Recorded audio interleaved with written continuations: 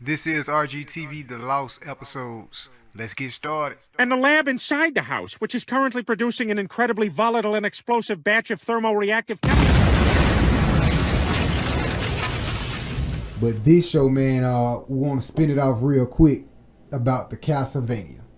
Now, if y'all go back and check out the previous episodes, we were talking about the Castlevania with the Castlevania Part 1 and 2.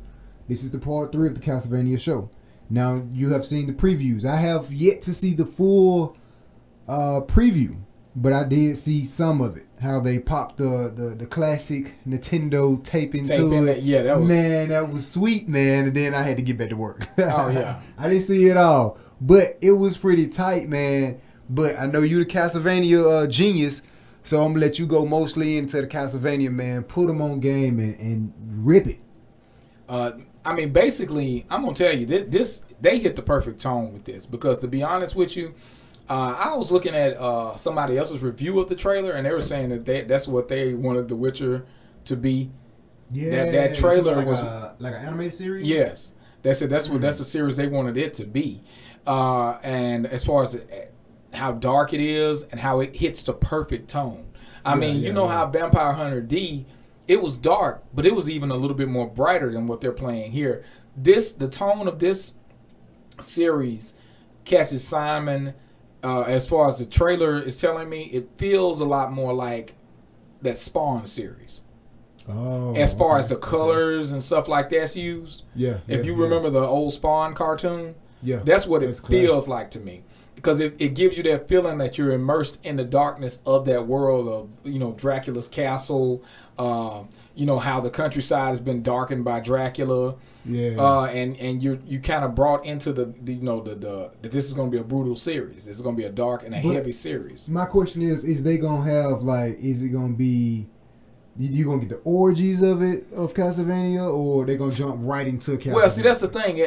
They don't give you an example of how they're going to directly tell the story. Of course, it's going to be ongoing. You can automatically tell it, because you know how it is. This is kind of like the action teasers. You know how it's just like a movie trailer. They give you the action teasers, a little bit of fighting and everything like that to let you see what's going on with it. Yeah. So before they actually get into how the story is going to go, what I'm thinking is they're probably going to go action first, and then you start getting reveals. So that's the way it feels like they're going to play it. Because, other adventure series, like, say, you're in the cartoon world, like Adventure Time and stuff like that, it was just a bunch of slapstick silliness and action, and then they started revealing, and it became a more deep show. I think they're going to do the same thing with this. They even did that a lot with Spawn. Because, with these type of series, you got to go in, and you got to, get in with get on with the action first. Then, like, kind of give me the payback of why all of this is happening. Like, give me the Belmont tradition. Give me why all of this is, in this town, how this has all happened, what Dracula is, especially if they give us, what I'm looking to see if what Castlevania storyline are they going to go hardest with. Yeah. Because, they've had different ones over time. And, of course, one of my favorites is the one where he forges the good demons, where you actually got, you've gotten to Dracula's son, and then you got another Dracula, got another character that was actually using Demon Forge technology. But then you also have the last one on the Nintendo game, which is interesting. That's the one that I was talking about. That's what I was going to say, because since they had inserted the classic box. Yeah. So they going for that one. Yeah, they going for that story. And that's going to be dark. That's going to be super dark, because that's the one where you got Alcarid, which is Dracula's son, backward. So I'm wondering if they're going to build up from the original carts and go forward. Because I was going to go ahead and, one moment, because we can edit this out.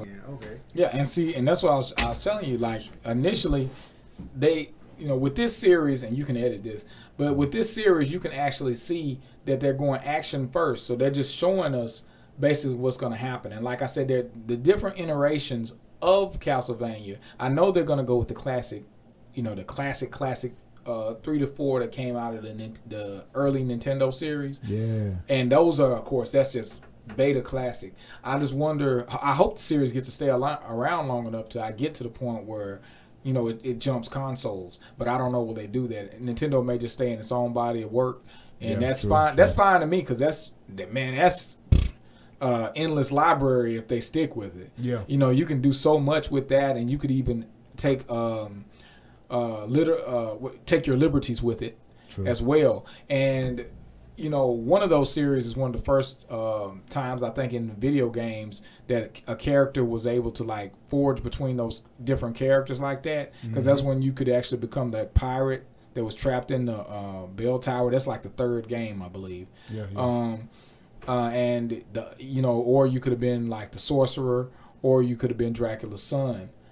You know, so you were transferring from those different characters.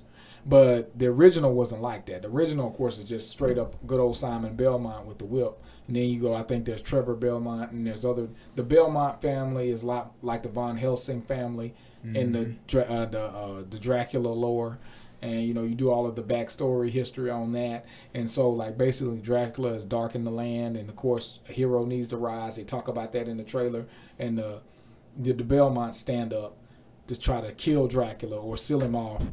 And then generation after generation keeps fighting him. So with the Netflix series, what's your prediction of how many shows and how many episodes and how many seasons you think they're going to have and how many they should have? See, it's hard to tell because nowadays these platforms are so herky-jerky.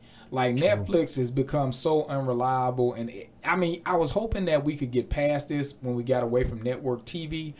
But we're not.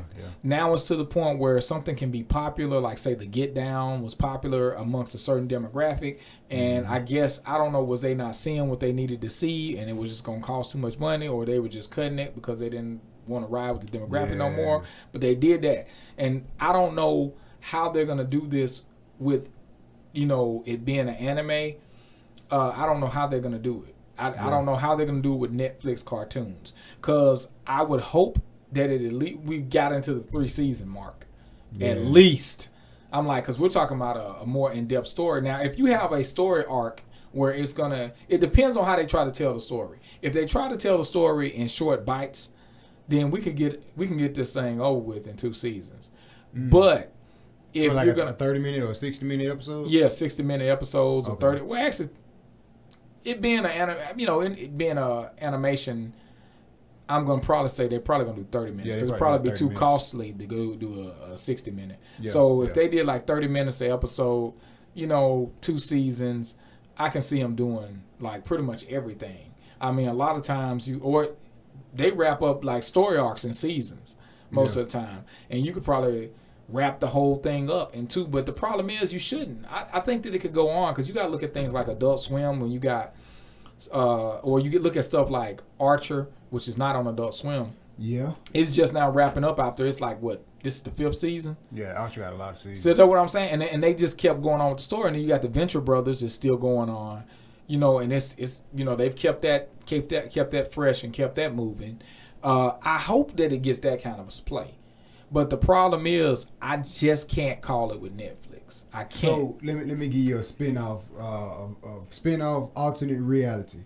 What if it doesn't do good with Netflix and somebody like FX or Adult Swim, somebody pick it up and extend those seasons? Would that be a good thing or a bad thing? I think Adult Swim, yes. I think if it got picked up by, say, an Adult Swim, that would be a life-giving thing. But the question is, would Adult Swim make it as dark as it is now? Yes, they could. Because you got to think about it. If they put it on Toonami and they put it on Saturday nights, they can put it on like somewhere like 3 in the morning.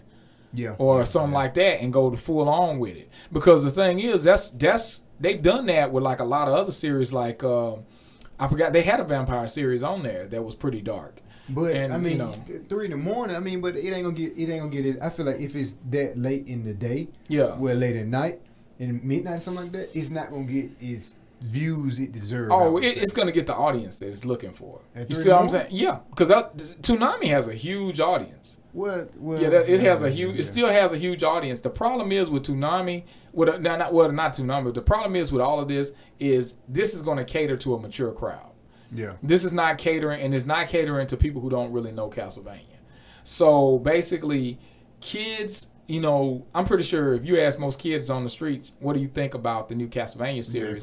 They don't even know what we're talking about because they've been fed Mario and Legend of Zelda and stuff like that. And Castlevania's been out there as a game, but it hasn't been out there the way it once was. Where it actually sit there on the precipice with the rest of them. Because when you think about it, the old video game cartoon back in the day, Captain N, the Game Master. Simon Belmont, even though they made him a doofy character, he was a character on that show. So he was sitting there with Kid Icarus, Mega Man.